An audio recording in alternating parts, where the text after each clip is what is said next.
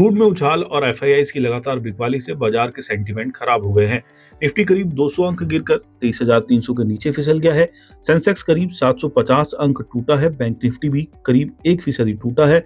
Mid cap और small cap शेयरों का भी बुरा हाल है। एक्सेंचर के डाउनग्रेड से आईटी का सेंटीमेंट बिगड़ा है।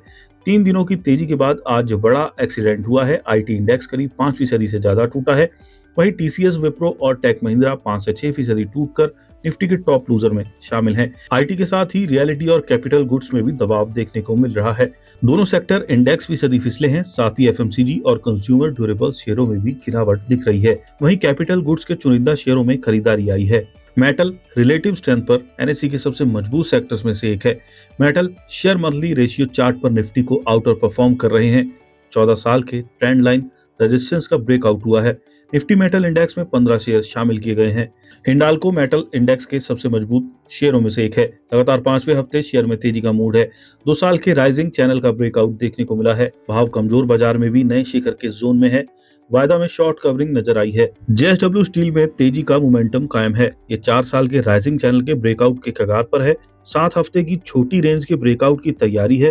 भाव कमजोर बाजार में भी नए शिखर पर है। पिछले 7 में से 6 दिन वायदा में लॉन्ग बिल्डअप या शॉर्ट कवरिंग हुई है। शेयर में तेजी का मोमेंटम लौटा है। डेली चार्ट पर गोल्डन क्रॉसओवर कंफर्म हुआ है। 50 डीएमए ने 200 डीएमए को नीचे से क्रॉस किया है। करीब 3 गुना डिलीवरी वॉल्यूम देखने को मिला है। वायदा में जोरदार लॉन्ग बिल्डअप देखने को मिला है। शेयर चार्ट पर कमजोर हो रहा है। 4 दिनों से लोअर हाई लोअर लोज बने हैं। 200 डीएमए रेजिस्टेंस से शेयर में बिकवाली आई है। शेयर अब 50 डीएमए के नीचे आया है। इसके भाव 1 महीने के निचले स्तर पर है। पिछले 7 में से 6 दिन वायदा में लॉन्ग कटे हैं या शॉर्ट बने हैं। एमएफएसएल ट्रिपल टॉप बना। ये शेयर चार्ट पर कमजोर दिख रहा है। इसमें ब्रेकआउट फेल हुआ है। डेली चार्ट पर ट्रिपल टॉप बनने के संकेत हैं। शेयर 200 डीएमए के नीचे भी फिसला है। 4 दिनों से वायदा में शॉर्ट बिल्डअप दिखा है। आरईसी चार्ट पर बेहद कमजोर दिख रहा है, लेकिन अहम सपोर्ट पर है। शेयर 200 डब्ल्यूएमए के मेक और ब्रेक लेवल स्तर पर आ गया है। कोविड के बाद से शेयर कभी भी 200 डब्ल्यूएमए के नीचे नहीं आया है। इसके भाव 1 महीने के निचले स्तर पर है। वायदा में 3 दिनों से शॉर्ट बिल्डअप नजर आया है। अनु सिंगल का कहना है कि कल इंडिया वीआईएक्स में 7% की बड़ी गिरावट आई। इंडिया वीआईएक्स अगर 14 के नीचे सेटल हो जाता है तो बड़ी तेजी संभव है। बाजार ने कल इतने खराब सेटअप में भी गैप फिल नहीं किया।